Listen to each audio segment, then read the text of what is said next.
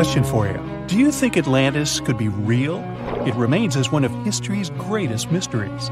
The legend began with Plato, all the way back in ancient Greece. The tale of a civilization that formed and prospered before our own. Atlantis was supposedly a highly technological society, much like the Mayans. But, as the legend says, due to the people's greed, they were punished by a flood that destroyed and submerged their cities. Different theories try to guess Atlantis' location. Some say it was in the Mediterranean Sea. Some say it's beneath the Bermuda Triangle. But, as science has shown us, Atlantis may be only an allegory for humankind. Today, you'll discover several amazing underwater cities that you have never heard of. They existed indeed and are not just a myth. We're taking you on an excursion to the underwater city of Baia, which is on the coast of Italy. Known as the Las Vegas of the Roman Empire, Baia was a resort city. The Roman elite traveled there for recreation. Imagine an open-air spa. That was Baia. You can visit the submerged town by scuba diving and get close to that perfectly preserved, magnificent Roman sculpture, a true underwater wonder. You can spot the crumbled temples and buildings through glass-bottom boats. This is a moss-covered museum in Claudio's Nymphaeum. To your left, you can see a collection of classical Greek statues. Swimming down the Via Herculeana, you'll arrive at Villa Aprotio. Villas are Italian-style houses, and here you can admire their original marble floors. Notice the black and white patterns and the astounding shapes they make. Next, you'll arrive at Portus Julius. Can you see the collapsing wall structures at the bottom of the seafloor? You'll see well-preserved columns and limestone floors.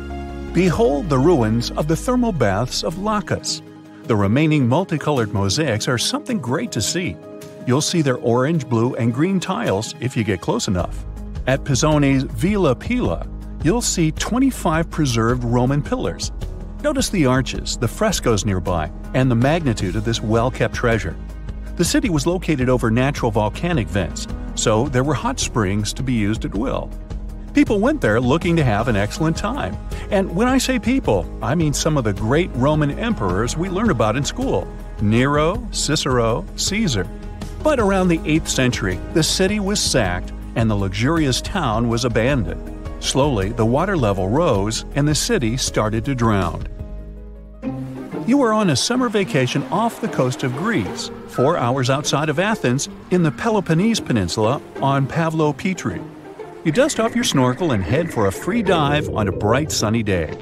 Sometime into the dive, you start noticing patterns on the seabed. 13 feet below the surface, the outline of familiar objects starts to appear, one by one. As you continue swimming, what looks like the outline of an entire city emerges before your eyes. You wonder, how could water have taken the whole city? Rocks are perfectly aligned into what appears to be the foundation of a building. Nicholas Fleming, a British oceanographer on vacation in Greece, was the person that discovered Pavlo Petri. He was documenting the seafloor artifacts. The team found the site filled with pots, storage vessels, and tools. A quern stone, for instance, is a tool used for grinding grains and turning them into flour. Multiple amphoras, which were found then, indicate that this settlement dated back to the Bronze Age, 5,500 years ago, when people started living in towns. The settlement is believed to have lasted for over 2,400 years.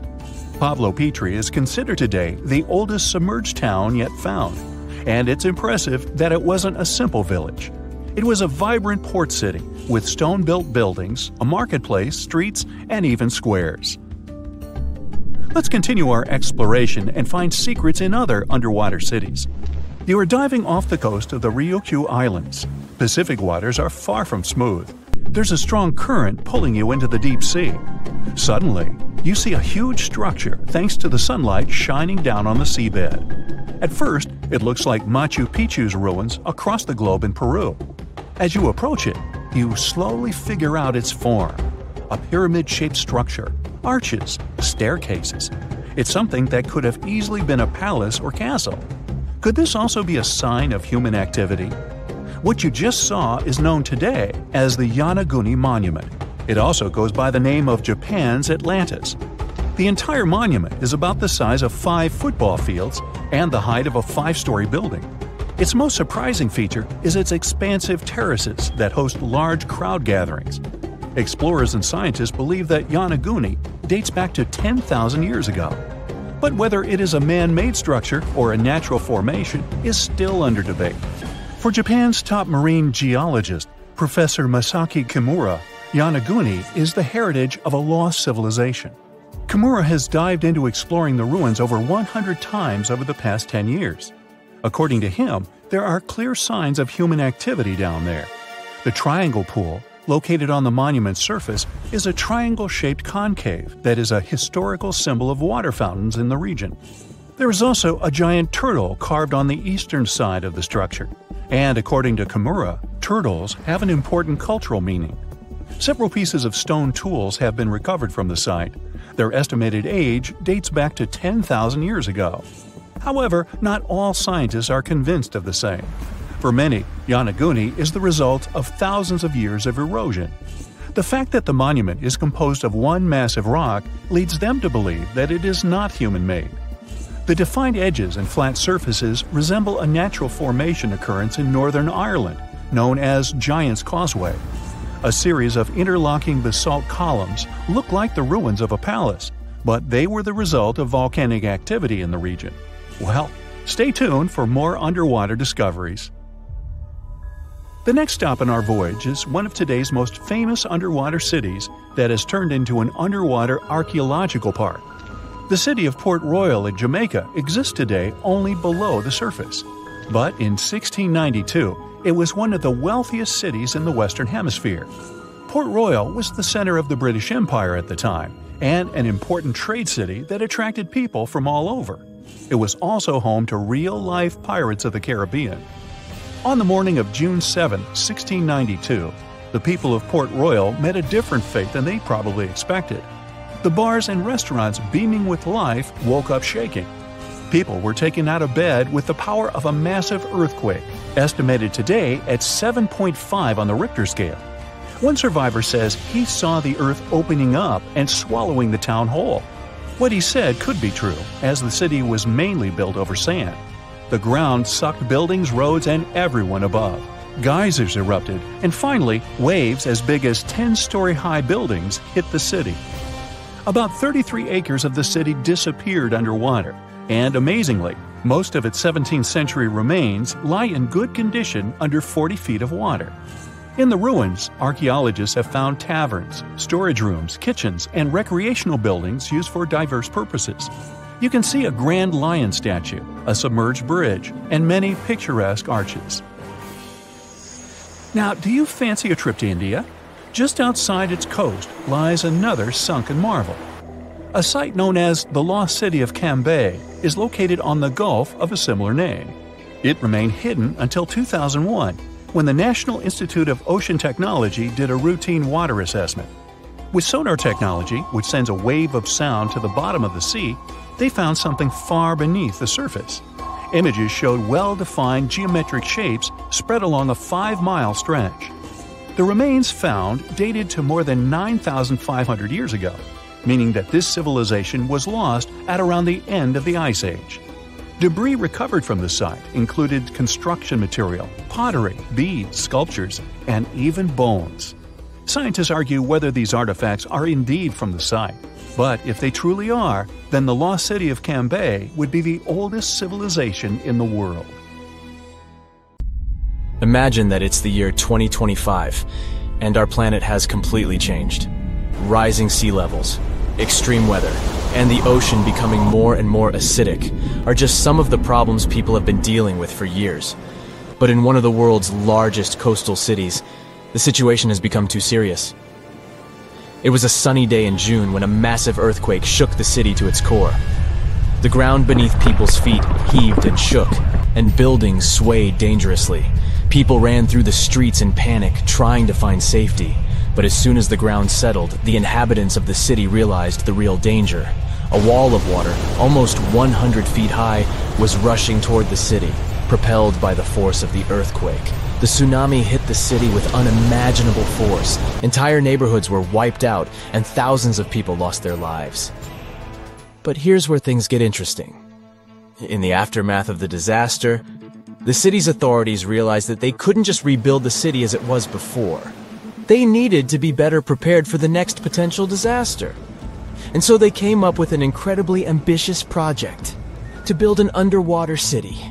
The goal was to create a self-sufficient, sustainable city beneath the ocean's surface that could withstand any natural disaster. The underwater city would be powered by renewable energy, using tidal power and underwater solar panels. It would be designed to withstand extreme weather and would have its own emergency response systems. The project attracted some of the world's top scientists, engineers, and architects. They worked tirelessly to design the city and carefully considered every aspect of the project. The underwater city would have everything that a typical city had, from schools and hospitals to stores and restaurants. There would be underwater farms where fish and other marine creatures could grow. The city would even have its transportation system, advanced submarines, and underwater tunnels connecting different parts of the city. The project became a shining beacon of hope for people. It showed that even in the face of disaster, we could come together to create something amazing. But as time went on, the project no longer seemed so perfect. The cost of the project turned out to be higher than planned. There were also concerns about how long such a project would exist. After all, the ocean is very unpredictable. And still, the team of scientists and engineers never gave up. After years of trial and error, they finally created the perfect underwater city, a marvel of engineering, a self-contained ecosystem that could sustain people indefinitely. The buildings were constructed from a material that could withstand the immense pressure at the bottom of the ocean, and the city itself was powered by a network of advanced hydroelectric turbines. It wasn't long before the first wave of colonists arrived at the underwater city. There were different people in this group, and each of them had their own reasons for choosing to live in this new world beneath the waves. Some were adventurers seeking a new world to explore, while others were hoping to escape natural disasters raging on dry land. But despite their differences, all these people shared a common goal: to build a new society, one that was in harmony with the natural world. The underwater city flourished, and new discoveries were made every day. The colonists developed new technologies and ways to tame the power of the ocean. They learned to farm the sea and started cultivating underwater gardens that provided them with a steady food supply. But living underwater was challenging. People felt isolated and even claustrophobic. The situation came to a head when a group of activists started to protest against the city's expansion plans. They argued that the underwater city was a threat to the environment it was meant to protect, and that the colonists should focus on reducing their impact on the delicate underwater life. The protests sparked a heated debate among the colonists. Some of them argued that the survival of the city depended on its growth and expansion. Others claimed that the city needed to prioritize the protection of the environment above all else. In the end, a compromise was reached. The city would continue to expand, but the main priority would be sustainability and a responsible attitude to nature. The colonists would do their best to reduce their impact on the environment by using new technologies and following strict conservation rules. And they would also remember the importance of protecting the ocean and its fragile ecosystem. Years went by, and the underwater city continued to thrive. New generations of colonists were born, and they grew up in a world entirely different from the one their ancestors had known. They never saw the world on the surface, but appreciated the beauty and complexity of the underwater world they called home. And as the years passed, the city became a symbol of hope for a world struggling with the devastating effects of climate change. It showed that despite all difficulties, people could come together to create a better world. It is a reminder that the future is not set in stone, and that we can build it sustainably and in harmony with the natural world. We've all heard of the Sahara. Sure you have. It's the largest hot desert on the planet. A sea of sand covering an area larger than the contiguous United States. But have you ever wondered what lies beneath the sand dunes? To answer this question, we must travel deep into the past of our blue planet. Up until some 6,000 years ago, the Sahara was grassland. Humans were around at this time, not me, spreading agriculture around the planet. In the north of Africa, the color green dominated. Plenty of rainfall meant that there were lakes, rivers, pastures, and even forests. a completely different image of the Sahara from the barren landscape of today. But then the climate started to shift. The region became parched, and the vegetation started disappearing. The wind did the rest. It took away the fine sediment after there were no plant roots to hold the ground together. Give it a couple thousands of years, and you get a familiar image of the Sahara: sand and rocks stretching as far as the eye can see. But when it comes to volume, only a quarter of the Sahara is actually sand. The yellow sands of the Sahara are just one part of the story. The desert has many other features, such as gravel plains, salt flats, and plateaus.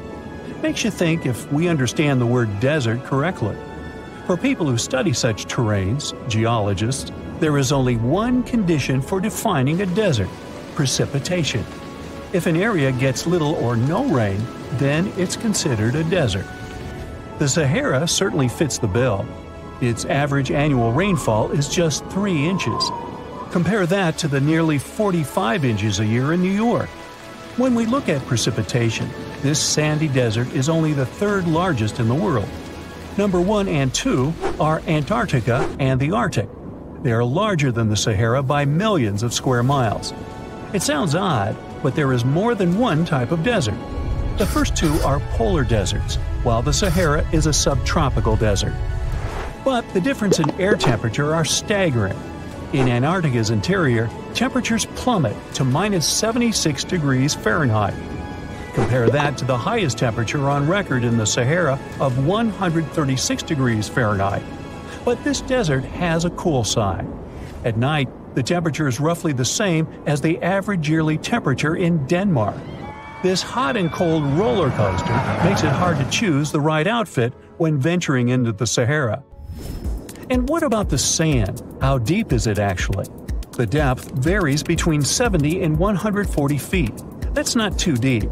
If you put the Statue of Liberty in a tall dune, half of it would still stick out of the sand. Its vast amounts in the Sahara were created by aeolian processes. That's Greek for wind. Over time, it blows and shapes the surface of the earth. In dry areas with sparse vegetation, winds erode the ground much faster. That's what happened in North Africa. Under all that sand is the bedrock and cracked clay. If you started digging, you would find the same everywhere on the planet, with one important difference. There is some type of soil covering the bedrock. This is not the case in the Sahara. Because of the arid climate and a lack of vegetation, sand covers the ground below. Over the course of thousands of years, a lot of interesting finds ended up in the desert sand. For example, there are petrified tree trunks. These are essentially preserved prehistoric trees. They date back to the time when the region was lush green. In some places, the trees of this fossilized forest are at least 65 feet tall.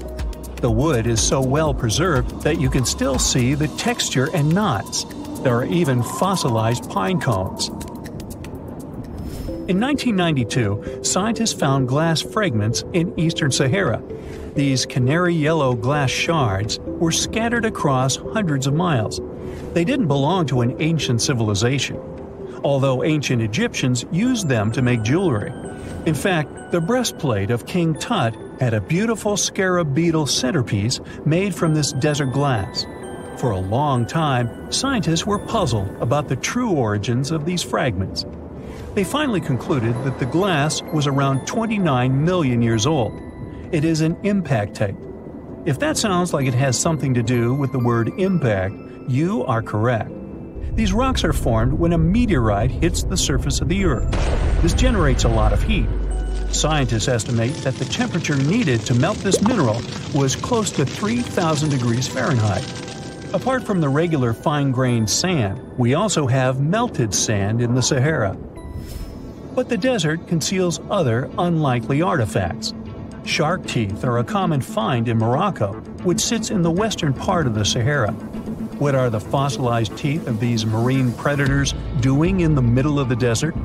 This part of the world looked entirely different millions of years ago. There was a sea cutting right through what is now a desert. The Trans-Saharan Seaway ran the length of present-day Algeria and Mali. It was around 165 feet deep. That was enough for all sorts of aquatic animals to inhabit it. Large catfish, sea snakes, and of course sharks lived in the area. British archaeologists even unearthed a turtle shell in Mali in the 1980s. For centuries, there was even an entire city hidden under the desert. Timgad was a Roman outpost constructed by the Emperor Trajan around the year 100 in the current era. For various reasons, its residents abandoned it around the year 700. The sands of the Sahara soon engulfed the city. It had remained hidden for nearly 1,000 years. Then, in the 1700s, a Scottish explorer started digging out the city. His team first uncovered a sandstone triumphal arch 40 feet high, similar to the ones we can see in Rome and Paris today.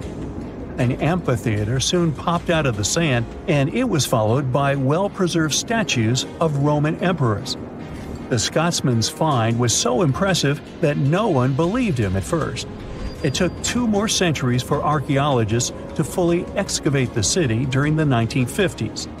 The site covers a surface as large as 10 polo fields. The ruins reveal the full mastery of Roman city planning. All the streets meet at a right angle in what is known as an orthogonal grid. You can find the same layout in modern cities such as New York. Historians estimate that during its heyday, 10,000 people called Timgad home. Different nationalities lived here, from Romans to people of African descent. Today, more than 2.5 million people live in and around the Sahara. They are spread across 11 countries in total, and their living space is growing. The desert is 10% larger than it was just a century ago. This process doesn't involve sand pouring out of the Sahara. The ecosystems on the edges of the desert simply change over time. The wind blows the soil away and vegetation dwindles, the perfect conditions for the formation of a desert landscape. These changes are happening in the Sahel, a region south of the Sahara Desert. That's why the African countries have recently come together for a project called the Great Green Wall. The primary goal is to stop the desertification of the Sahel and hold back the sands of the Sahara. Their plan is ambitious and involves planting a wall of trees from the west to the east of the African continent. The proposed forest is not only going to be long, but wide as well. The Sahara and the Sahel share a historic bond. Since antiquity, camel caravans have been making the journey from Africa's Mediterranean coast in the north to the savannas in the south. The golden age of this trade kicked off in the 9th century. The perilous journey took several months to complete. The route was 2.5 times longer than the length of the Grand Canyon.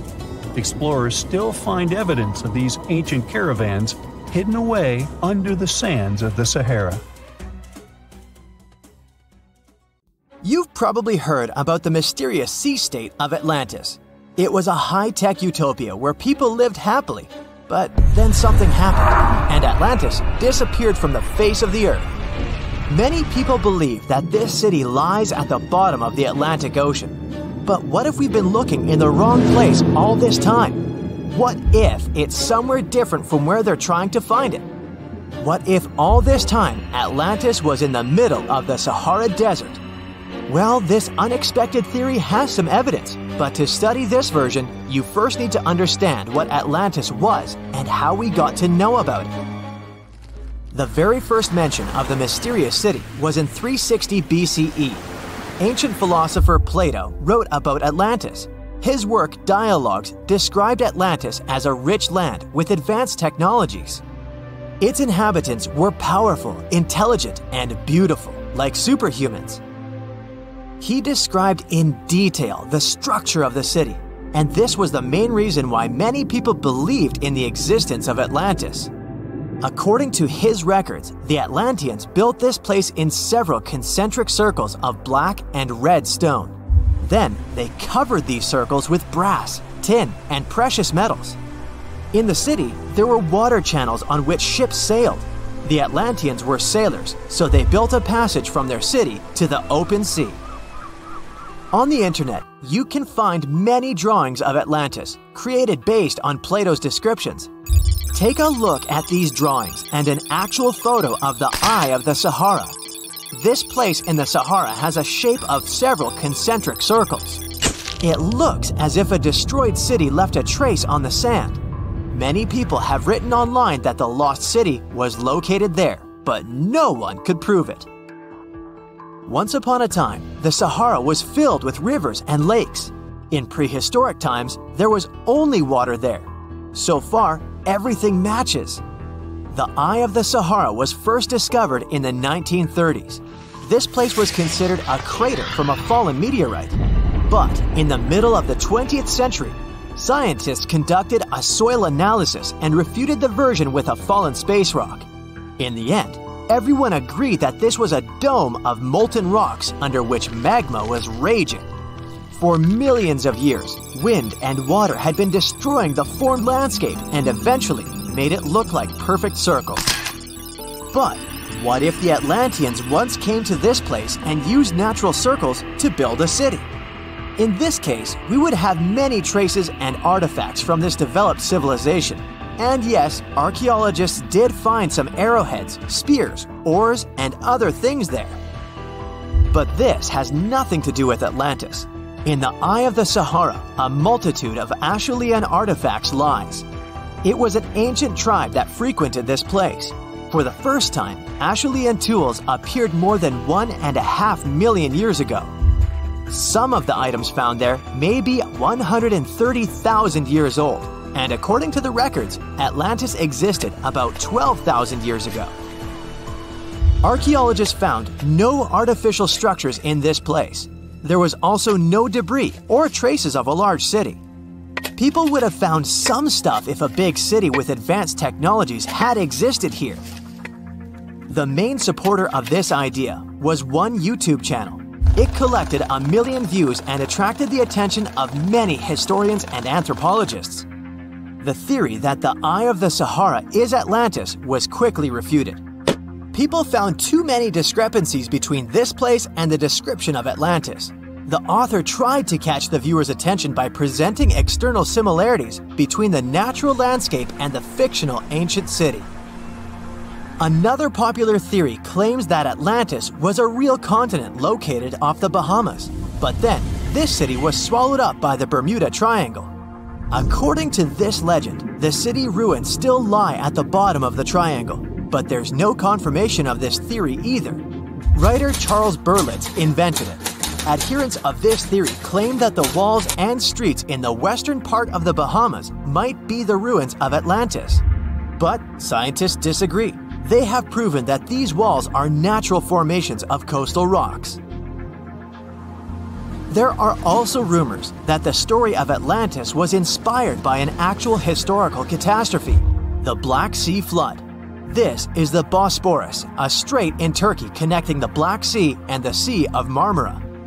Around 5,600 BCE, the Black Sea was twice as small as it is now and had many cities on its shores. Unfortunately, a huge flood destroyed this flourishing civilization. Within a year, cities descended underwater, and surviving inhabitants moved to foreign lands and spread stories about the flood. Maybe these stories inspired Plato to come up with Atlantis. In the 1950s, people came up with another version. Atlantis was the continent that is now Antarctica. Tens of thousands of years ago, a warm continent with a developed city shifted to the northern part of our planet because of the movement of Earth's crust. The Atlanteans couldn't adapt to the cold conditions, and Atlantis was covered with a thick layer of ice. This theory was refuted when scientists began studying the tectonic plate's nature. It turned out that Earth's crust couldn't have moved such a huge continent as Antarctica. The tectonic plates don't behave this way at all. But the main question is, was Atlantis real? No one had described it before Plato. Perhaps the philosopher came up with it. Maybe he did this to emphasize the correctness of his views on life and to identify his philosophical theories. In his works, he wrote a lot about divine and human nature and how people can destroy this nature. He spoke of decaying ideal societies because of immoral behavior and vices. The Atlanteans were once moral, spiritual people who created a utopia, but then they became greedy and mean. They destroyed their inner nature, and for this, they had to witness the destruction of their city. One night, fires and earthquakes hit Atlantis and plunged the city into the sea. The higher powers punished people for their immoral behavior, and Plato also wanted everyone to be afraid of moral decay. But judging by the descriptions of the earthquakes and fire, it may seem that Atlantis was destroyed by a volcanic eruption, as it was with the ancient Roman city of Pompeii. And such destructions have happened pretty often throughout history. Natural disasters ruined many developed cities. One of the most famous cases occurred in 1100 BCE in the Mediterranean Sea, when a volcanic eruption destroyed the highly developed Minoan society. The Minoan society existed for about 2,000 years. These people mostly lived on the islands of Crete and Santorini, located north of Crete. The Minoans had beautiful houses, a sewage system, and a developed economy. They were engaged in agriculture, grew fruits and vegetables, painted frescoes, and made jewelry. They were the first people to found the Thalassocracy, an empire based on the sea. They lived off of fishing, piracy, and maritime trade. At the time, they performed cruel rituals, and their way of life was far from moral. They were used to earthquakes on the island of Santorini, so they reinforced the walls of the city with wooden beams, but they didn't know what a volcanic eruption was. And when the sulfur smell appeared in the air, they didn't suspect the impending catastrophe. When the volcano spilled out tons of lava and ash, all the residents of Santorini abandoned their homes and tried to escape, but they couldn't. The eruption and earthquake triggered a tsunami. A large wave flooded the coastal part of the island of Crete. This hit the economy of the Minoans hard and destroyed their port harbor. Then, foreigners attacked Crete and finally destroyed the developed civilization. Some historians think that Plato could have referred to the Minoan Empire when describing Atlantis. Using their example, he showed how immoral actions could destroy people. Mirror check. You've got your beige parka on, your chisel is packed, and your overnight plane ride to Saudi Arabia is booked. You know what this means, right? Unfortunately, you weren't cast in the remake of Dune. It just means that you're ready to go explore the world's largest desert areas in the hopes of uncovering prehistoric secrets about our ancestors. Let's get one thing straight. If you ever thought that deserts were empty spaces, think again. They might be filled with sand as far as the eye can see, but they also hold a lot of history, you know, because before humans settled down in cities and towns, we were nomadic people, and we traveled all around the globe looking for food, water, and shelter. So we had to come up with some interesting stuff to survive. Like this thing that was found in the desert of Saudi Arabia. Do you have any idea what this could have been? Over many years, scientists have discussed the origins and use of huge structures such as these ones. It seems our Neolithic ancestors were way smarter than we gave them credit for. They didn't spend all their hours around the fire carving weapons out of stone. No, they were also practicing their architectural skills. These huge stone structures are called desert kites, because if you look at them from a distance, well, they sort of look like kites. Archaeologists have arrived at the consensus that these kites were used to lure animals in. This way, it would make it easier for our ancestors to guarantee their week's food. But that's not all. Take a look at these monolithic structures right here. They show us that our ancestors probably drew on rocks, the blueprint of what they were going to build on the ground.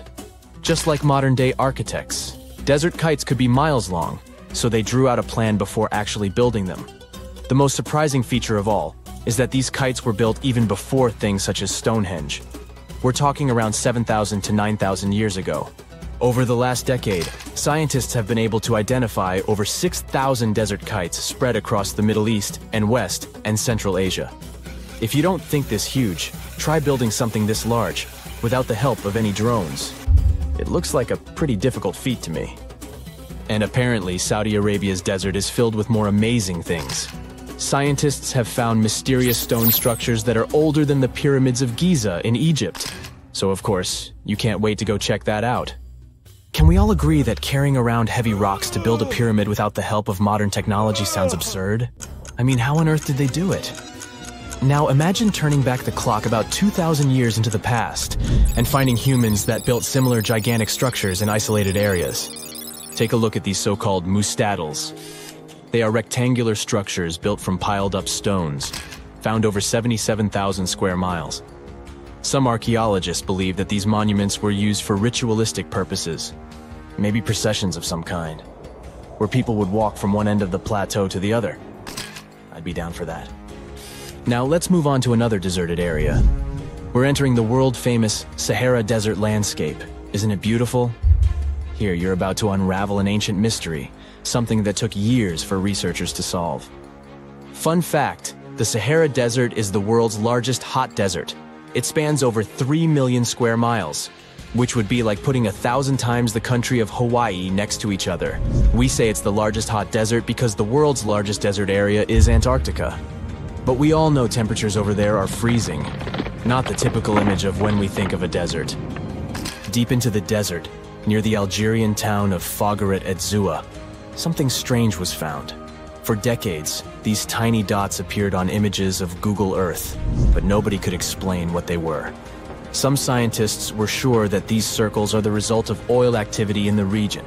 Others guessed that these were ancient fougères or ancient water wells. There are dozens of them, stretching for miles and miles in a straight line. The strange thing is that they are always far away from any town, road, or human activity in general. So what was or is their purpose? If you had to take a guess, what would you say? Remember we talked about how our ancestors had to be creative in order to survive in the desert? Let's try to walk in their shoes for a minute. Imagine you're a nomadic hunter-gatherer living in a desert area. You spend your days basking in the hot sun, trying to count all the grains of sand around you. But you also need to eat and drink water. But how on earth do you get water in a desert?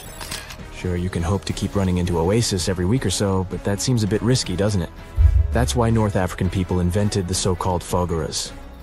The fougères are a 2,500-year-old irrigation system. Locals would dig deep wells in elevated areas, wells deep enough to tap into underground water. Then, they would dig parallel shafts at regular distances. This way, the water would flow from the main well down into all the shafts and irrigate entire areas. Travelers could stop by the shafts and quench their thirst. They could also raise livestock and tend to crops. Pretty clever, huh? As much as these holes did look like fougères, a little bit of research would show you that they're not. You see, these shafts were built in a line, and not in a circular shape like the ones we're looking at now. So maybe it has something to do with the second option? Maybe these desert holes were related to oil activity in the region? Let's have a look at the holes up close and personal. From Google Earth, they don't seem that big, but in real life, they are huge craters. The tip to uncovering what they are is hidden beneath the sand. If you were one of the researchers originally uncovering the truth behind this mystery, you would have found something unique hidden in the sand. Old dynamites and vintage sardine cans. Putting the pieces of the puzzle together, scientists found that these sardine cans were a model from the 1950s and 1960s. It seems that entire teams from that decade would camp out while they surveyed the area for oil. And what about the dynamites? These were used for seismic surveying. This is an old technique, used to identify if there is oil and gas beneath the Earth's surface. Still in North Africa, you find out about another desert mystery worth exploring. Near the city of Tiaret, southwest of Algeria's capital, one runs into 13 peculiar monuments. These structures are also called Djedars, and yes, I am aware of how much that may sound like a Star Wars reference. They are pyramid-like in their shapes, and as far as scientists know, they were used as final resting places for the people who lived in the region. Can you guess who these were? Most likely the Berber nomads. And since we're talking about ancient stuff, they were probably built between the 4th and 7th centuries CE. Once scientists began to explore the insides of these monuments, they found they were pretty big inside. They found large underground vaults, chambers, and labyrinth-like corridors that gave way to over 20 compartments. It could take you up to 2 hours to walk around in them, and apparently our ancestors also used its walls to depict images of animals and hunting scenes. There's no definite proof of what these Djedars were used for, though. This is so neat, huh? I'm sure that our world's desert is filled with many more mysterious things for us to unravel. I guess I'll see you next time so that we can continue our... Phew! This summer has been turning up the heat like never before. We feel like roasted marshmallows on a sizzling grill. Yes, the world is getting hotter, but some regions have always fought with high temperatures. It turns out people had some inventions to keep themselves cool in ancient times too. Some of them are still functioning, even 3,000 years later. Let's take a look at how people saved themselves from heat throughout history. So, put an ice cube into your cold drink and get ready to hear how people survived the heat. Speaking of ice cubes, do you know that the Persians made an ice storage system? In the deserts of ancient Persia, people had an out-of-the-box idea about how to prevent their food from turning into a melted mess. These ingenious Persians stumbled upon a physics trick that allowed them to create ice in the middle of the desert. They called these cool structures yakhchals, which basically means ice pits. These ice pits were not your ordinary coolers. They were like secret underground fridges. They looked like dome-shaped mud brick structures on the outside, but inside, it was a whole different world. These ice pits had an evaporation cooler system that worked like magic. At night, when the desert cooled down, Persians made use of the radiative cooling effect. They set up cleverly designed trenches to hold thin layers of water. The water froze, defying the desert heat. Then there were underground square storage areas. The Persians collected the melting ice water from these cooled trenches, and during the night, they froze it again, making the most of the desert's natural chill.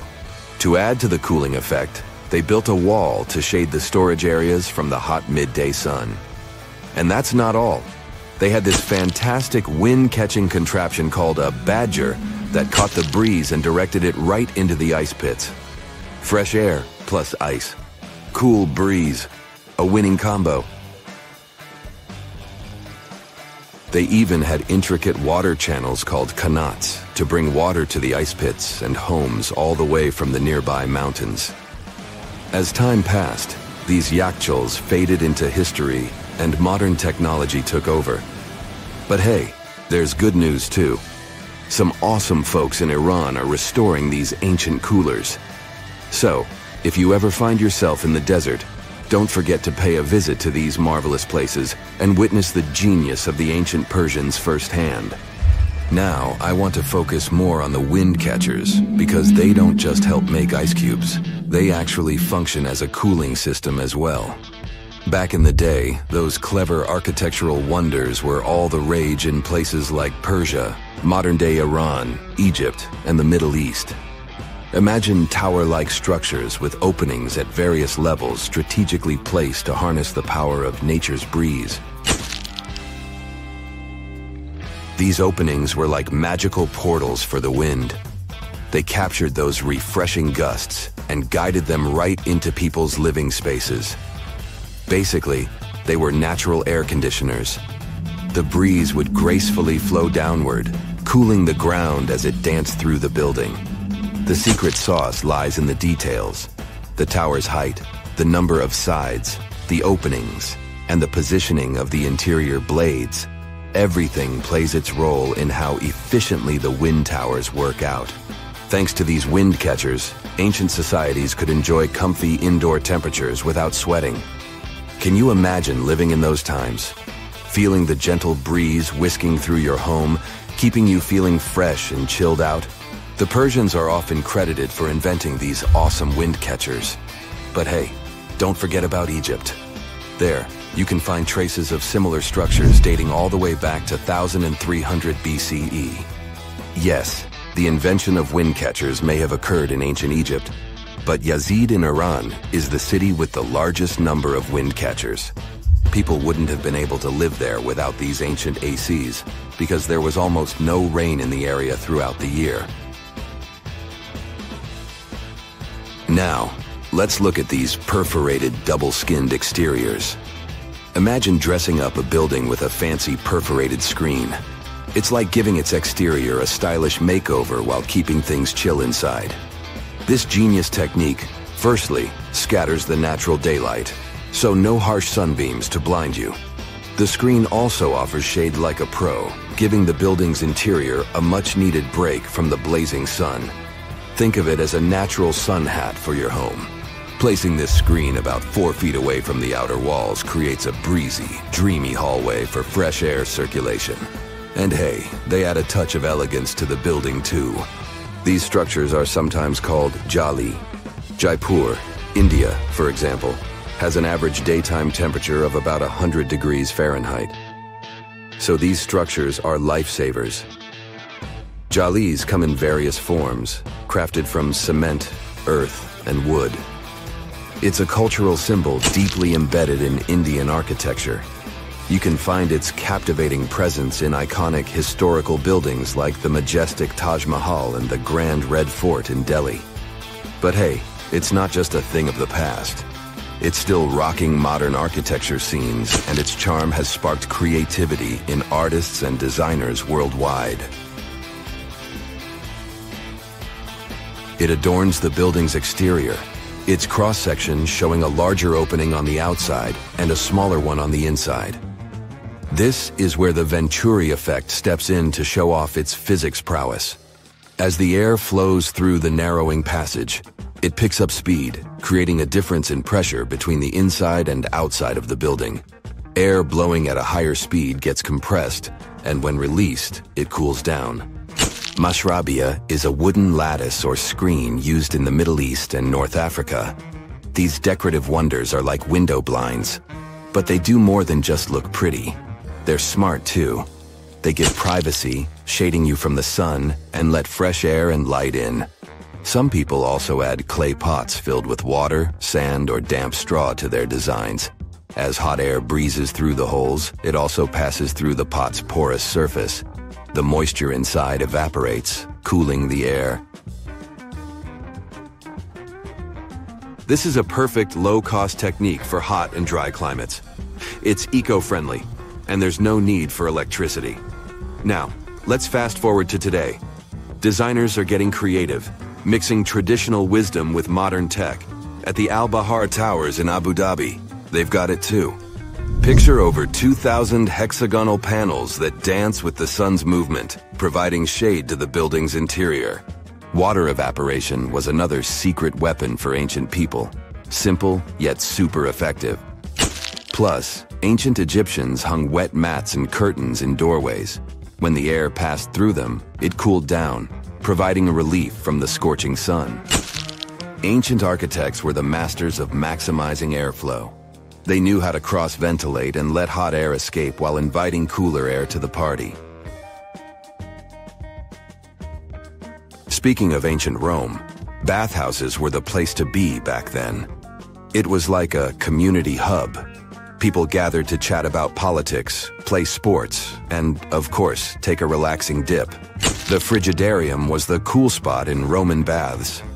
After a steamy soak in the Caldarium, Romans dashed to this giant pool to chill out. Then in some places, like Cappadocia in Turkey, people went underground to hide from the heat. They carved cozy dwellings in volcanic rock, harnessing the Earth's natural cooling powers. So the lesson here is simple. Architects and designers can create wonders by combining local traditions with smart tech. California's Death Valley boasts the highest officially registered temperature to date, with 134 degrees Fahrenheit in 1913. Meanwhile, Africa's sweltering record stands at 131 degrees Fahrenheit in Kebili, Tunisia, as noted in 1931. In Europe, the highest temperature ever documented reached almost 120 degrees Fahrenheit in Sicily in August 2021. Then, in 2022, the UK had the hottest summer of all time. In November 1922, a boy walked through the desert mountains of Egypt and discovered some ancient steps carved into the rock. Subsequently, this find became one of the world's largest and most significant archaeological discoveries. This step was part of Tutankhamun's untouched tomb. Archaeologists found about 5,000 ancient objects, including jewelry, fabrics, painted vases, and funeral masks. You've probably seen one of them. It has become one of the most recognizable attributes of ancient Egypt. More than 100 years have passed since then, And now, humanity has finally become close to another large-scale discovery, the tomb of Cleopatra. This queen was the last active ruler of the Ptolemaic Kingdom of Egypt, who sat on the throne from 51 to 30 BCE. There are many ancient records about Cleopatra, her reign, and her unusual personality, but until now, no one has discovered the secrets about her passing away in the burial place. So, one archaeologist, Dr. Kathleen Martinez, has been studying ancient records and temples around Alexandria for decades and concluded that the tomb of the queen should be located under the ancient city of Taposiris Magna, founded in 280 BCE. It was a big city on the northern coast of Egypt where tens of thousands of people were engaged in trade and industry, and it seems that Dr. Martinez's guesses turned out to be correct. She and a group of archaeologists have discovered a secret underground tunnel near Alexandria, with a length of about 0.8 miles. It was cut into the rock under Taposiris Magna's temple. During further excavations, they found many things that indicate Cleopatra's tomb lies in the tunnel's depths. It's also possible that she is buried there together with the Roman commander, Mark Antony. According to ancient records, Cleopatra and Mark Antony loved each other and together opposed the Roman Senate, which declared Antony a traitor.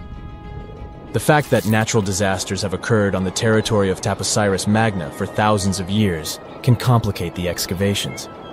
Earthquakes and floods destroyed the city and possibly flooded its underground tunnels. But archaeologists hope the ancient tomb remains untouched, and that it hides many treasures and records about the royal life of ancient Egypt during the reign of the last dynasty. There's a chance that excavations will go underwater and in the mud. This will require much time and funding, but archaeologists are sure it's worth it. Anyway, it's too early to say that Cleopatra is really buried there, but scientists have found many things in the tunnel that confirm this, including clay pots, dozens of coins with the image of Cleopatra and Alexander the Great, as well as a bust with the image of the Egyptian queen. Cleopatra is still one of the most popular personalities in Egypt, on an equal footing with Ramesses III and Tutankhamun. She inspired many films, paintings, and books, but what made her so popular? She became famous for her inconsistency. She was a beautiful, intelligent ruler who pulled Egypt out of the crisis and made it a prosperous power. Medieval Arabic texts say she knew chemistry, mathematics, and philosophy, and may have written several scientific books. She knew several languages and had excellent diplomatic skills. At the same time, there are many legends that she was a femme fatale who drove many men crazy. However, there's no evidence that her beauty was incomparable. The image of a stunning model was created by Hollywood when it made several films where famous actresses performed the role of Cleopatra. And the Roman Emperor Octavian, the adopted son of Julius Caesar, specially created the image of Cleopatra as an insidious seductress because he was her enemy. Even though she was born in Egypt, Cleopatra wasn't an Egyptian. Her ancestors were Greeks, among whom was one of the generals of Alexander the Great. However, the people of Egypt loved her. She learned the language and was very sensitive to the traditions of this country. She knew the history, mentality, and customs of ancient Egypt well. She raised the level of its economy and strengthened its status as a world power. Much of this was made possible thanks to her cunning and impressiveness. She loved theatrical performances and lavish celebrations. She knew how to surprise people and put on a show. But behind the exterior image of a luxury lover was an intelligent and calculating ruler. Ancient Egypt was a rich, luxurious country, and Cleopatra did everything to increase its wealth and strengthen its position in the international arena. For example, she was once in conflict with her brother Ptolemy XIII Ad. The queen knew that she wouldn't be able to resist him, so she decided to attract Julius Caesar to their side. The Roman emperor arrived in Alexandria, where Cleopatra wanted to meet him, but Ptolemy knew about her plans and was about to prevent her from coming to Caesar. Then, instead of a rich and noisy arrival, Cleopatra decided to make her visit inconspicuous. She wrapped herself in a carpet or linen bag the emperor's servants carried into Caesar's private chambers. Cleopatra emerged from the carpet and impressed the Roman emperor with her beauty and determination. As a result, they fell in love with each other and became close allies. After some time, she impressed another influential Roman for diplomatic purposes. She arrived to meet Mark Antony on a golden barge with purple sails and silver oars. Cleopatra was dressed in the image of Aphrodite and sat under a magnificent canopy. Her servants dressed like cupids and were blowing her fan and burning incense. But Cleopatra created such a show for a reason. She knew that Antony revered Greek mythology and considered himself the embodiment of Dionysus. As a result, he was so impressed with this woman that he ended up marrying her. Cleopatra defended her crown, strengthened her alliance with Rome, and bore Antony 3 children. In Egypt, they threw big parties and enjoyed wealth with power. However, the relationship of a high-ranking official with the Egyptian queen caused a scandal in Rome. Octavian was Antony's primary opponent in the struggle for power, so he exploited the situation to darken the competitor's reputation. He used propaganda to make Cleopatra an insidious seductress in the eyes of Roman citizens. He accused Antony of succumbing to her charms.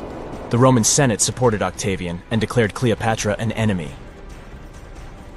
In 33 BCE, this conflict reached a high point when Antony's navy clashed with Octavian's fleet. The latter won and forced his enemy to flee to Egypt with Cleopatra. According to some records, they took refuge near Alexandria. Pursued by the Romans, they hid in one of Cleopatra's palaces and met their end. Some legends say that Cleopatra was an expert in poisons. She provoked a venomous snake, a viper or an Egyptian cobra, to bite her. Also, according to another legend, she pricked herself with a poisonous needle. There's a theory that Cleopatra always carried an ampule with poison inside her hairbrush. And when she was cornered, she soaked the needle with this poison and pricked herself. None of this can be said for sure. Scientists are still trying to find out the truth. Perhaps when they reach Cleopatra's tomb, the world will get more answers about her tragic fate. She is considered the last ruler of Egypt. After her passing, Octavian plundered her palaces and temples and returned to Rome, where he became the main emperor. He successfully ruled the country and expanded its borders. His reign ended when he turned 75. World history would have looked different if Cleopatra and Mark Antony hadn't lost that naval battle. By the way, did you know that more time has passed between Cleopatra's reign and Neil Armstrong's flight to the moon than between the reign of the Egyptian queen and the construction of the Great Pyramid of Giza? Armstrong took a step on the Earth satellite in 1969, 38 years after the birth of Cleopatra. And the construction of the pyramid took place in 2560 BCE. Imagine how long the history of ancient Egypt is. Cleopatra is closer to us in time than to the pyramids. Have you ever wondered how cool buildings of the future are going to look? Well, hold on tight, because artificial intelligence is here to revolutionize the world of architecture. AI is a great sidekick. It can give the architects incredible new tools to create mind-blowing structures that are not only stunning, but also eco-friendly and super efficient. So let's check what our beautiful future might look like. First of all, you know how cities can get crazy busy and overwhelming, right? Well, guess what? AI is here to save the day and make our cities super smart. Imagine you're cruising down the road in your flying car. Yes, we'll have those. Thanks to AI, the traffic flows like a dream. No more endless gridlock. The city knows where the most likely crime spots are and takes proactive steps to keep us safe. It's like having superheroes on every corner. And hey, forget about trash piling up. AI makes sure waste is managed efficiently, keeping our city clean and fresh. They can act as a city manager who can optimize everything from traffic to safety and even waste disposal. They can analyze tons of data from all sorts of places like sensors and social media. With all that information, they can help city planners make brilliant decisions that make our lives better. Okay, so you stroll down the street, and your eyes are instantly captivated by an extraordinary building. Its futuristic curves and features make it stand out from the rest. And it not only catches your eye, but also gives Mother Nature a high five. You might think it was designed by a genius architect, but little do you know it was actually a collaboration between humans and artificial intelligence. Imagine having a super smart design buddy who can whip up thousands of incredible building ideas in a blink of an eye. That's what AI-assisted design software does for architects. it can generate and assess a ton of design options. They take into account stuff like the best materials to use and the perfect placement for the building. Also, by analyzing data and crunching numbers, algorithms can help optimize the building's design. They can ensure it minimizes energy usage, conserves water, and manages waste like a pro. Every building strives to reduce costs, save energy, and promote a better world. The result? Architectural masterpieces that are both jaw-droppingly beautiful and super practical. The cityscape of the future will be dotted with these awe-inspiring structures. Oh, but that wasn't impressive enough for you? Well, how about a stunning, futuristic building that seems to defy gravity? It's not made of traditional bricks and mortar, oh no! This marvel was created using the powers of 3D printing. With the help of AI, architects designed every intricate detail and fed all the important data, like what materials to use and how the site conditions might affect the structure. AI algorithms worked their magic to optimize the design, making it both breathtakingly beautiful and rock solid. 3D printing is basically like having a magical machine that can create awesome structures straight out of a sci-fi movie, and AI jumps in to make sure these structures are not just pretty, but also strong. In the city of the future, 3D printing will become the ultimate architect's tool. It will allow them to create structures that were once impossible to build. From mind-bending shapes to intricate details, the possibilities are endless. But AI isn't just making buildings look great, it also makes them efficient and cozy. Let's say you step into a futuristic office building, and voila! The lights automatically adjust to match your mood, and the temperature is set perfectly for you. These futuristic buildings are capable of sensing and responding to their surroundings, just like you do. They control the lighting, keeping it just right for the time of day. They manage the temperature, so it's always cozy and comfortable. They even keep a watchful eye on security and fix small issues before they become big headaches. So, the smart building knows when people come and go, so it optimizes energy usage accordingly, saving the planet and some cash along the way. Now the cool thing is, all these aren't the only possibilities. How about turning skyscrapers into a vertical forest? Recently, an architect from India got super excited about the power of artificial intelligence. So, he decided to team up with an image bot called Midjourney to create a vision for the future. But instead of a dull, robotic world, they aimed for something spectacular. With text prompts like utopian technology and futuristic towers, the architect and AI got to work. Guess what? Midjourney didn't disappoint. It conjured up a world where buildings were covered in lush vertical forests and adorned with shapes inspired by nature. They wanted to create a sustainable future that harmonized with the environment. The architect, Manas Bhatia, is super positive about AI's potential. He doesn't see it as a threat to his job, but as a powerful tool for positive change. He envisions a future where architects and AI collaborate to make breathtaking designs. In his project, Bhatia even asked the AI to imagine symbiotic and hollowed structures, and it responded with pictures of apartments nestled within hollowed-out trees. Imagine a world where the building itself becomes a living, breathing part of nature. Well, Bhatia believes that nature should play a big role in architecture. He loves designing structures that embrace nature's beauty and functionality. From buildings built around trees to facades that regulate temperature, he's all about blending architecture with the natural world. With architects like Bhatia and the superpowers of AI, the future of cities is going to be amazing. So get ready to step into a world where nature and technology coexist in perfect harmony. It's a dream we can't wait to see come true. Or, if you're not a big fan of trees, how about this? Skyscrapers that aren't made of solid bricks, but instead, they're inflatable wonders. Zumo, an architectural practice in Barcelona, used the magic of AI to bring these wobbly structures to life. These inflatable superstructures rise above future cities like illuminated balloons in the sky. Here's the best part. These inflatable buildings have sustainability superpowers. You can pump them up to towering heights, flatten them for easy transportation, and rebuild them wherever they're needed. Plus, they're powered by renewable energy, reducing their impact on the environment. Pretty cool, right? Phew, the future is zooming toward us like a rocket.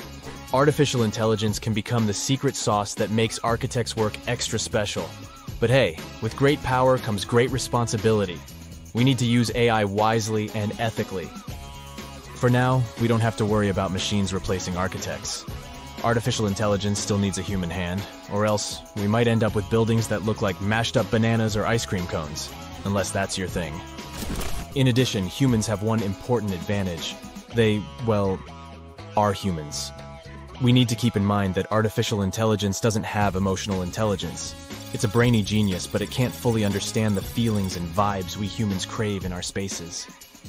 So, we must remember to infuse our designs with that human touch, those warm and fuzzy elements that make us go, "Ah, I feel right at home." And let's not forget that AI is still learning. It's basically just taking its first steps, and we need to be patient and give it time to grow.